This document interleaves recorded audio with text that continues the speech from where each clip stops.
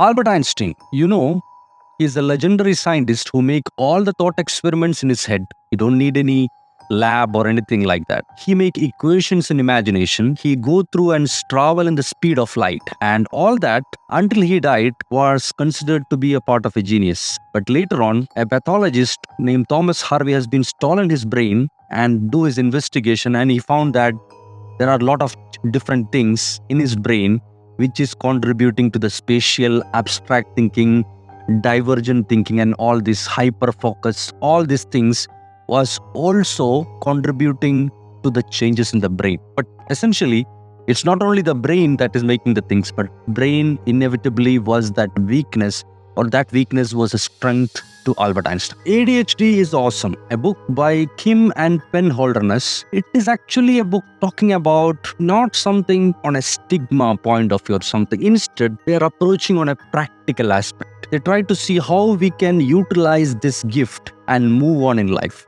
So ADHD is normally considered as something like lazy, boredom and all. But actually, it is not a character flaw or anything like that. It is actually a neurobiological condition, and it has not happened because of any particular reason. It just happened like that. And because of that, you are having this problem.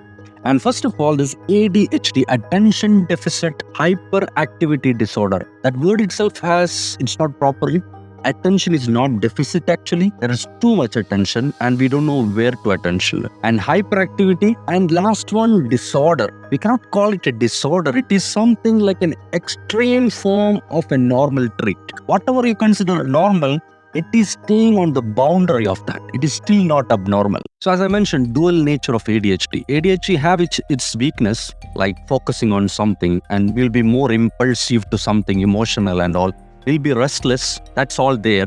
But along with that, ADHD will make you more creative, more efficient in problem solving and all these things. And you can be hyper focused on something. That's all there. But somehow you have to manage this. It's something like you have a Ferrari engine with a bicycle brakes, something like that.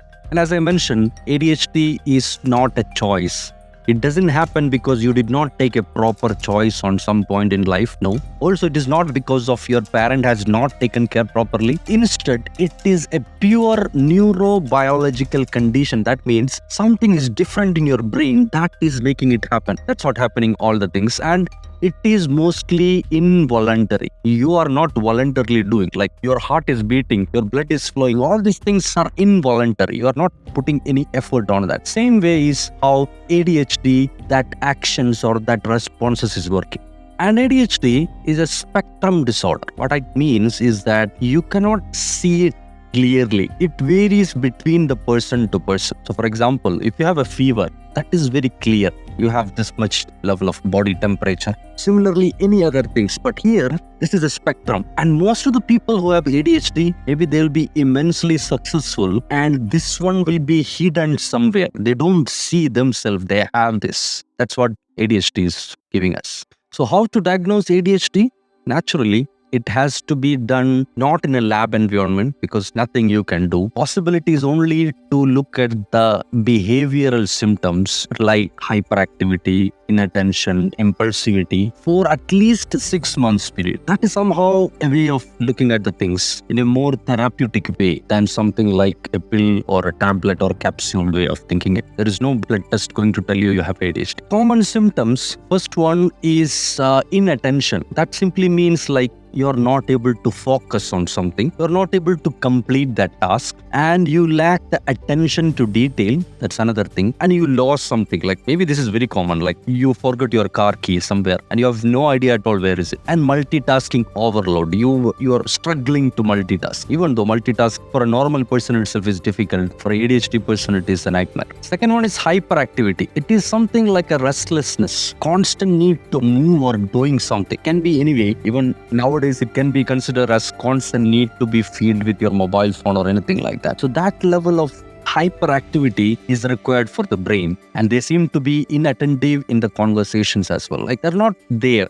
Because of that restlessness, they have to move. They're not in one. Their whole energy is not focused on any one thing. It is distributed and it is always trying to chase the next task and next task. Then third one is impulse control. They are not able to manage their impulses. which means emotional reactivity. Some simple things which feel small to a person, that huge response will happen involuntarily in an ADHD person. They are poor themselves in doing the self-organization, that's a thing, and poor time management, that's another part. So all these things, that impulse control, how much that impulse and stimulus is happening, that control is not there. So coming back to Albert Einstein again, why I mention Albert Einstein is because all that is happening in ADHD is because of the frontal lobe. Human brain have different portions. Like behind we have cerebellum, stem and all doing involuntary actions and all. But if you open your forehead, you will see a squishy cauliflower things on the top. That is the frontal lobe, and that is doing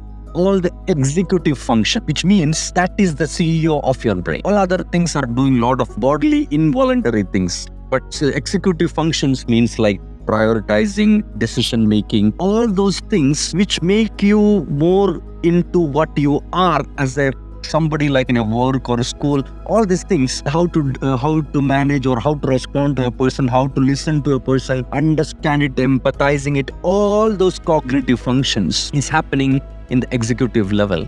And that frontal lobe of an ADHD person is smaller. Because of that smaller thing, it has part and parcel have lot of impacts. That's all contributing to the ADHD. So as I mentioned, brain differences, prefrontal cortex is smaller, and there is low activity in the prefrontal cortex, so low slow wave activity. And the result of is that you have struggle in focusing, concentration, impulse control, attention, or activity level. All these things is affected, and you will feel more drowsy and lazy because of this reason. And dopamine is the neurochemical or a pleasure chemical, you call it whatever it is, that is less in the ADHD brain. Put it simply, ADHD is what make you interested on something. So low level of dopamine means you have less interest in doing, or in another way, you are struggling to gain interest to do something, so you are getting bored. That's the point. So one way to tackle it is to just split your work into multiple short terms,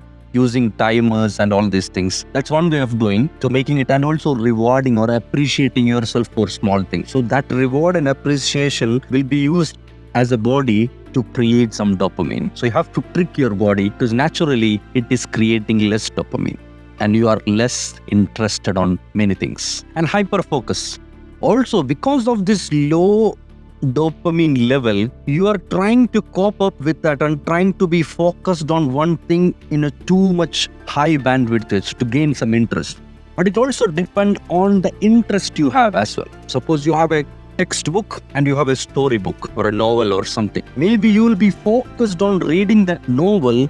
You lost your time and the feeling of time, everything, and you forget about how the time is flowing. So you are that much immersed on that hyper focus. As I mentioned previously, Albert Einstein have a similar situation where he get immersed on thought experiments and playing violins and all these things. So such things, you will try to be focused too much, so that way you can try to cope up with that low dopamine levels. Strategies for managing ADHD, even though we talk about it. So first one, as we mentioned, like put some timers so that you can control your focus. That's one way to manage it. So you'll not be burned out or something out of it. And you can try to just switch between the things.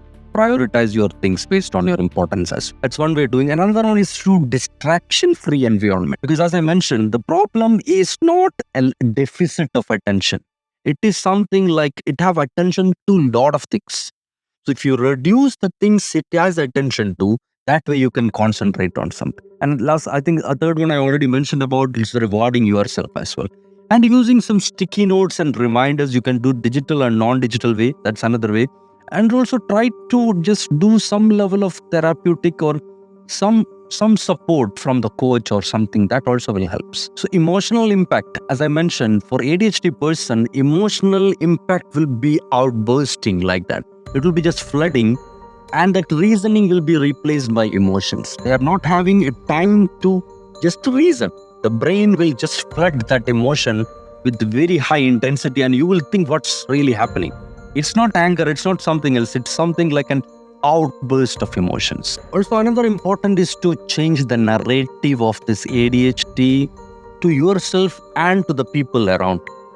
Because many successful people, as I told you, is because of they can use this as a strength to excel in their life.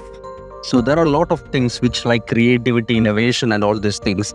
These people can focus on something. They can do problem solving and abstract thinking, divergent thinking, all these things in a good way. So all these things you will see. So ADHD is not defining one potential or something. Also, it is not a disorder. It is just a neurobiological condition. Like for example, like someone hand is less, someone hand is big, whatever it is. Look, you are tall, somebody is short.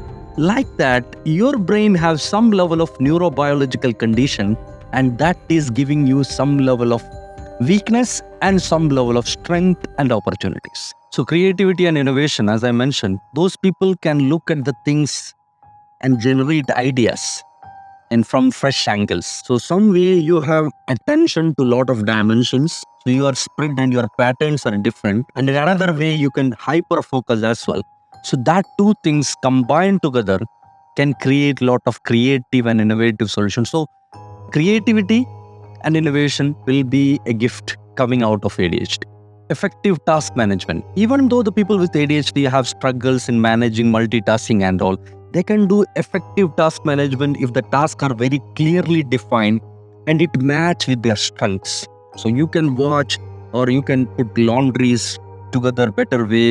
You can hang the pictures or watch TV, lot of such things which cope with your interest. Then you can do task management more effectively than a non-ADHD. So compassion and empathy. People with ADHD, they have a strong understanding of the people's struggles and frustrations. By understanding that, they will be more empathetic to the other person's problem and all.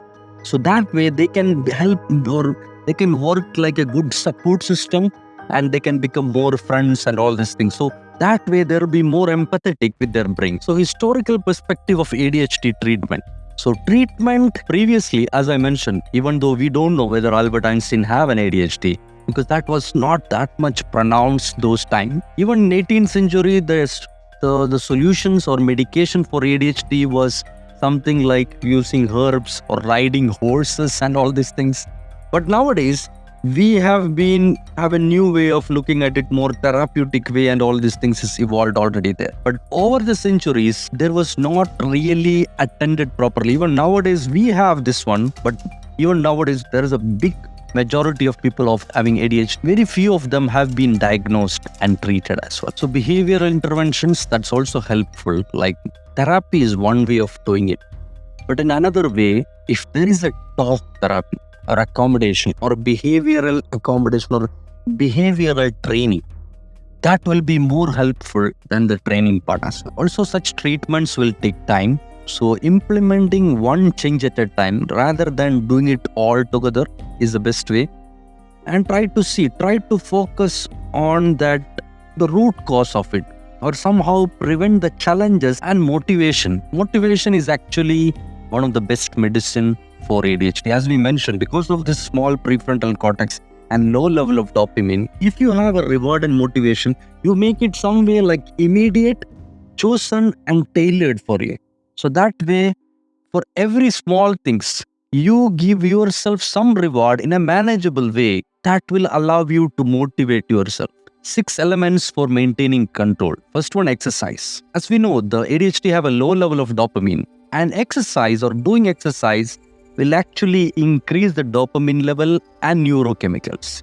So that way you can increase your body and somehow you can rejuvenate your brain as well. One way of doing it.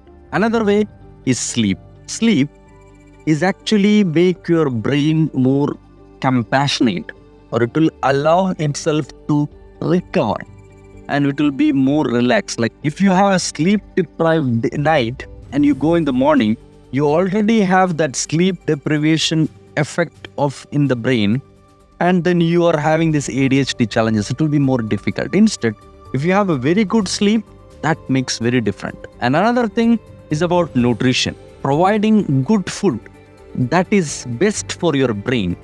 If you select in that way, that will be also helpful for the ADHD brain. And connections. Connect with the people who has similar problems like ADHD or another thing. That surrounding yourself will be people around you You are an average of the 5 person around you or something like that. So surround yourself with such people will also help you.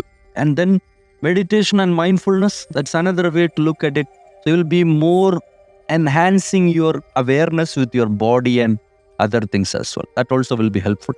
And finally, something about self-compassion. Okay, you can be compassionate and empathetic about other person, but same way, if you be more compassionate with yourself, your limitations and your strengths, that kindness toward your body. Like if you're stressing yourself, just be kind and compassionate with your body and let it relax. That's the point. So mastering your daily routine with ADHD. So first of all, one way is to understand where ADHD is disrupting your daily routine and try to attend one goal at a time. Try to see one particular part of your routine is affected and focus on solving that one or managing it or behavioral adjusting it. That is one way of approaching it. And understand your daily rhythms. Like you will be able to understand which part of the day you are most productive. Based on that, you adjust your work and life around that level of your brain activity. Then you can be more productive and more adaptive and more ADHD friendly, and you can achieve more out of it. Write it down. So written reminders, like for example, if you have a difficulty in focusing a lot of things, put a notebook around you and write the things which you have to do. Then focus on one at a time, each of them, and crossing it. That way you'll be more friendly with your brain. And also try to make, nowadays we have smartphones and a lot of things, but try to do it as much analog as possible so you can be digitally free or digitally distraction free. Try to use sticky notes or such things if possible. Otherwise, you can use your digital reminders and calendar reminders and all. And follow a schedule. That's important. Like try to plan your schedule in such a way that you have a productive period, you have a break period. That way you plan meticulously. That will help you. Prioritizing the unfun task. Like suppose you have a lot of tasks to do in a day. Prioritize the less interesting one first so that your brain will be more effort. Then whatever is interested in, put it for the last. So that way, your brain will somehow adapt to the change in the interest and all. And boredom busters, like when you're really bored, try to just engage your brain with something which it gets interested on. It can be puzzles, it can be anything. Just do some level of brain-friendly, boredom-busting topics. So that way, all these things, you can somehow master your daily routine and thrive with ADHD. Optimize the item placement. Like, okay, if you're an ADHD person, you will be most frequently having issues with lost items or you don't know where you put the items and all. One strategy is to just make one place defined for one items. Like for example, you have certificates that will be in that closet or somewhere. And we have another things or like keys or a lot of things that will be in one drawer or somewhere. So that way you can somehow reach to one place to take all these things. To have that discipline that will allow you to manage your daily routine and problems in losing items and misplacements and all. Also, lastly, you can somehow use some practical gadgets. It can be many things, like you can add tags, like you have now air tags, Samsung tags, a lot of things. I think tags are there. So that way you can tag those items so you can track it. That's one way of doing, and a lot of other way, like using a good big keychain, which you can be seen everywhere. Such things are a practical way to just keep track of such item. Don't keep your key as key itself. Keep something along with it, or group it somewhere, or put a key holder, something like a leather pocket or something like that, which can hold this thing so that every keys will be in one place. A lot of such strategies can be controlling your environment. So because of the ADHD person, you should have some level of distraction-free environment. You have to secure your perimeter. So whenever you're working or whatever you're doing, focus thing, try to make yourself in a secure environment. That will help you. Then edit your space. Wherever you're working, try to remove the distractions like smartphone or television or a lot of such distractions. It can be a lot of things. Try to avoid the distractions from your space. First way you control your space, from the noise and distractions. Another way, whatever is inside that space, try to manage it and try to make it ADHD friendly and get comfortable. Wherever you are working, that space should allow you to be comfortable and relaxing. That's important. Should not that make you stressful. That will allow or make your brain in a different way.